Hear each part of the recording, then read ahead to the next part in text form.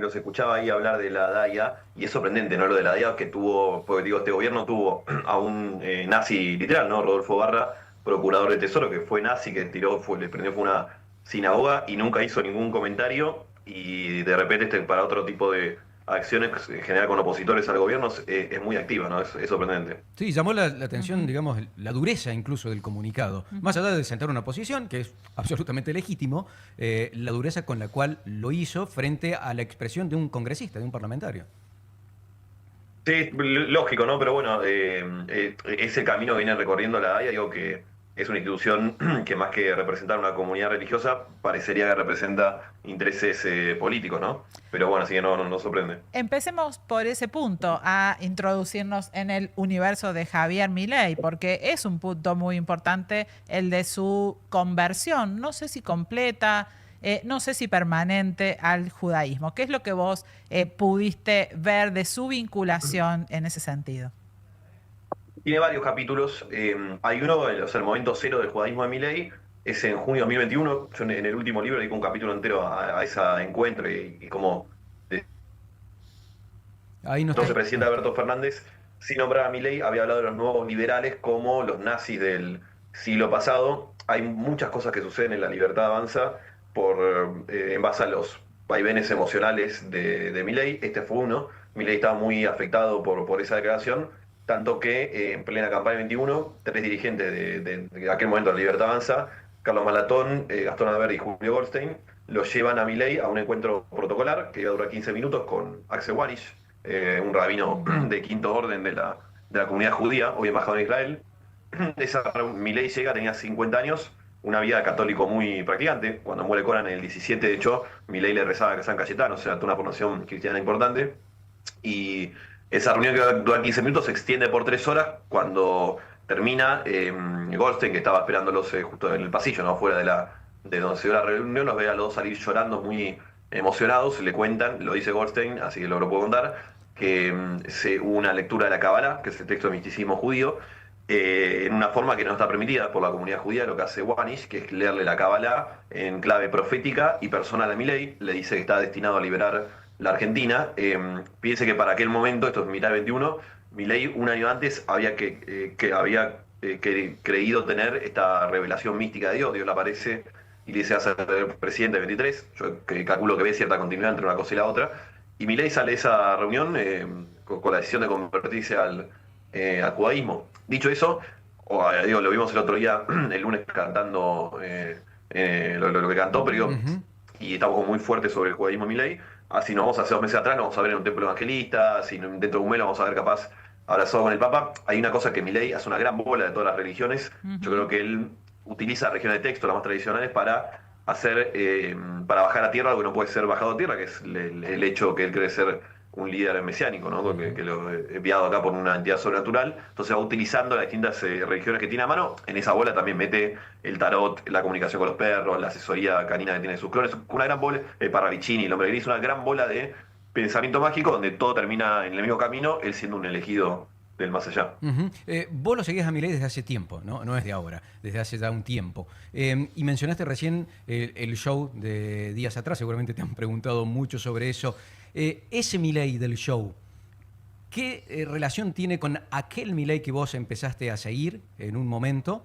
Porque a veces está más relacionado con el Milei de campaña que con lo que uno espera sea el Milei presidente. Digamos, ¿qué puntos de conexión tiene con aquel Milei y por qué crees que hace lo que hace en ese momento? Tiene todas las conexiones. Con el show yo me acordaba de los compañeros del colegio del Copelo, de primaria y secundaria, que entrevisté, compañeros de Milei, que te decían, el único momento donde, esto está en el loco, el único momento donde no le hacían bullying a Milei era cuando en los recreos bailaba como Mick Jagger, que era el único momento donde conectaba, donde tenía cierta atención, donde la aplaudían. Y hay una línea, digo, ya no del Milei economista, el Milei mediático que conocimos en aquel momento, 17, 18, sino una línea que recorre toda la vida de Milei, que es su eterno deseo de ser rockstar, que uno podría pensar que hay algo más ahí atrás, ¿no? Este tipo tan solo, yo lo defino como el hombre más solo del mundo, atrás de su deseo de ser una estrella rock, está él como el centro de atención, él como alguien a quien merece no ser tratado como un loco, como una basura, como decía el padre que era, alguien que merece aplausos, alguien que merece amor, si se quiere. Entonces hay una línea, digo, hay una historia política de Milei que arranca en el 2021, que arranca un año antes cuando tiene esta aparición profética, pero después es una historia que arranca del momento cero, andás a ver de cuándo, ¿no? Pero de bien chico de Milei, que es su eterna lucha contra la soledad, ¿no? Esto que lo ha marcado tan a fuego. Lo del otro día creo que va en esa línea. También te habla de cómo, antes hablamos de los vaivenes emocionales de Milei, ahora vamos a hablar de los caprichos de Milei, cómo los caprichos del presidente condicionan a todo el gobierno. La mitad más uno del gobierno te decía, che, es un delirio hacer esto de Movistar Arena en pleno escándalo, en plena crisis económica, después lo de Spert, cuando estamos está transformándose la Libertad Avanza. Yo cuando la empecé a seguir en el 21 tenía un voto muy popular, lo que se llamaba el voto del trabajador de Rappi, hoy es un voto de Juntos por el Cambio, el histórico de Juntos por el Cambio, una versión lumpenizada si se quiere, pero es ese voto, y a ese voto un acto como el del otro día, digo, lo aleja. Pero bueno, Milei quería hacer Movistar Arena y lo que quiere el nene hay que dárselo. Juan, y en ese sentido, a muchos nos pone a juego, siempre nos desafía la capacidad de asombro. ¿A vos te asombró lo del lunes o no? Y podemos seguir esperando esto y más de Milei en esta fase. Si la vida de Milei fuera un documental, acá se me va a caer el DNI, y hubiera que ordenarla en un blockbuster, en las estanterías, es una historia de ciencia ficción. No es una historia ni de política, ni de ensayo, ni de historia. Tiene elementos literales de ciencia ficción, ¿no? Perros muertos, hechiceros, brujas, medium, un dios que aparece, charlas con filósofos muertos hace 30 años.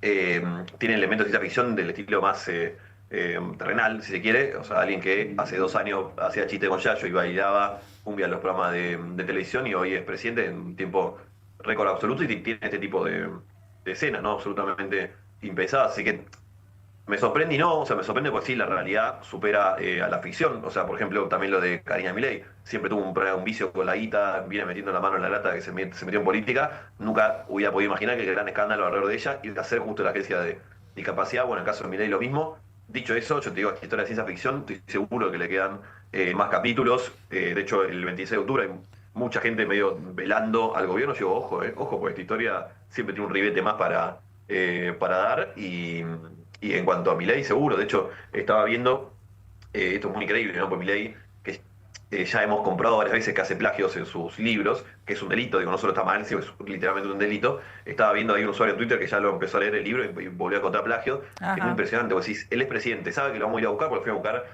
todos los libros anteriores, y vas a cometer un delito en tu libro, bueno, y además lo promociona tanta pompa, es obvio que va a generar interés. Bueno, así estamos. ¿Cómo todo este perfil que haces y esta dinámica de la vida de Milei y de su manera de relacionarse, cómo convive con toda la formalidad de un gabinete? ¿El resto de los miembros del equipo actúan con conocimiento de todo esto? ¿Cómo es la reacción del resto de las personas que tienen que decidir temas de Estado cotidianamente con él? Esto viene, te digo, desde el minuto cero de la Libertad Avanza, ya en arranque el 21. Ahí te diría dos grupos. Unos que prefieren enterrar la cabeza abajo de la tierra, decir, bueno, esto es normal, así es Javier, una frase que escuchás tanta dice, bueno, viste con Javier, pues escuchame, Javier dice que se asesora políticamente con los perros cruzados, bueno, son cosas Javier. O sea, gente que prefiere no darle atención, y después otro grupo de gente que lo sabe y perfectamente y lo usa. Ahí, bueno, hay todo su grupo, ¿no? La gente que sabe las particularidades de Milei y las utiliza en su beneficio, y otra gente que no solo lo sabe, sino que los comparte, empezando por Karina Milei, por Santiago Caputo, o sea, gente que está en esa búsqueda profética, Ajá. esotérica, mística, sobrenatural. Entonces, todo este tipo de cosas que a nosotros puede parecer excentricidades, para ellos son señales de que el camino, de que todo marcha acorde a plan, dirían. Claro. Pero digo, lo que vemos nosotros lo ven ellos también, no es que, obviamente, digo, no son ingenuos en ese sentido. Che, Juan, por su historia de vida, varias cosas de las que relataste, ¿se puede pensar que Milei se fortalece en la debilidad o es que en la debilidad necesita tener estas señales místicas para creérsela, entre comillas, o para ganar fortaleza ahí? Mira, acá nos aventuramos con mucho cuidado y respeto en el mundo de la salud mental, porque Milei, cada vez que ha tenido un gran revés en su vida, profundizó la construcción de las realidades alternativas que inventa y vive, ¿no? Ujú. El último libro arranca con la primera vez que Milei tiene una experiencia mística, que es a los 11 años, cuando el padre lo estaba golpeando salvajemente, le empieza a pegar en el piso. Bueno, aparece la hermana, lo defiende y bajo un rayo de luz. Cuando Milei es literal siempre, cuando habla de la fuerza del cielo, habla literalmente de la fuerza que lo conecta con Dios, bueno, baja un rayo de luz del techo de la cocina y se posa sobre la hermana. Cuando muere Conan, en el 17, él se convence que Conan en verdad no había muerto, sino que había ido a sentarse al lado de Dios y desde ahí él hablaba vía la hermana medium. En el 2020, que es el peor año de la vida de Milei, se pelea con los únicos amigos que tenía, muere su psicólogo, deja de hacer terapia, muere el quinto perro, Lucas, en enero de 2020. Estaba la pandemia, ¿no? Y el encierro, de hecho, estaba tan mal que Sí. Karina se lo lleva a vivir con los padres. Él se convence que no estaba atravesando una profunda depresión, sino que él aparece Dios y dice que va a ser presidente 3 años después. Bueno, podríamos ir. Entonces, yo digo que en las grandes adversidades, como esto con mucho respeto, digo, esto es como un manual de definición de la psicosis, ¿no? Que cuando la realidad viene a ponerte en jaque tu edificio de tu realidad alternativa, solamente la terminas reafirmando, profundizando. Entonces, fíjense lo que pasó con la derrota electoral de Buenos Aires, donde Milei dice vamos a hacer lo mismo. O sea, no entran la Balúbi, diría el piberío tuitero. A mí me da la sensación de que Milei hasta, no sé si es capaz de tener un gran giro. Y eso, como decía, hay una historia de política de Milei, tenemos la historia de Milei contra la soledad, hay una larga historia que al menos arranca en el 2017, que es la guerra de Milei contra la realidad. Cuando él se convence que Conan no estaba muerto, ese Conan le hablaba. Bueno, eso siendo un ciudadano de a pie, yo creo que podía, y no va a ser el primero ni el último, ¿no? Habitando realidades paralelas, siendo presidente, yo creo que es una cuestión de tiempo, de qué va a pasar cuando efectivamente la realidad se imponga, cuando se muestre, o entienda él que Conan no le habla, que los perros no hablan, menos si están muertos, que los perros no asesoran, que Dios no lo eligió, que bueno, es lo que creo yo, ¿no? Acá ya Sí, de claro, verdad sí, estamos sí. mitad un terreno subjetivo, Sí, sí. pero uno da la sensación de que la realidad en un momento le va a venir a tocar la puerta del presidente. Juan, acá permitime trasladar un mensaje que se lee en el chat. Agustina nos dice, me sorprende que no le hayan hecho nada con la cantidad de cosas que dijo del presidente. Te pregunto eso, te traslado esta inquietud, porque la verdad que hablas y lo documentaste en tus libros. ¿Qué reacciones tuviste, recibiste de, no sé si el propio Milei, de su entorno, de sus seguidores? Bueno, la más grave en la Fuerza de Cielo figura tal cual fue en abril del año pasado, cuando estábamos por publicar, estábamos ahora, te la estaba escribiendo yo una etapa de noticias donde contábamos que Milei tenía 4 perros en la Quinta Olivo viviendo con él, a pesar de que él juraba jugar todas las mañanas con 5, que Santiago Caputo nos dice que si publicamos esa etapa va a ir a la guerra del gobierno contra la editorial, que ni siquiera califica de amenaza, porque amenaza supone un condicional. Esto fue un facto, un dicho y hecho, porque a los 2 días, o sea, eso fue un jueves, gran pregunta, ¿no? Como sabía que estamos en esa nota. Viernes sale la tapa, en Clarín, La Nación y Cenital publican, que esto es muy llamativo, porque la vida de Milei y la Quinta Olivos es absolutamente resguardada, no sabemos mucho de la intimidad presidencial. Imagínense lo que habrá sido la descomposición emocional del presidente, que en estos 3 medios que le nombré, 3 periodistas distintos registran que Milei cuando ve esa tapa tiene algún tipo de descompensación, por llamarlo de alguna manera, y el lunes siguiente sale con Fantino y dice que quiere que quiebre perfil, cosa que él repite varias veces. No solo lo dice, sino que él acciona todo el aparato del Estado para intentar quebrar la editorial, sea a través de la discriminación de la pauta oficial, sea a través de no pagar deudas viejas.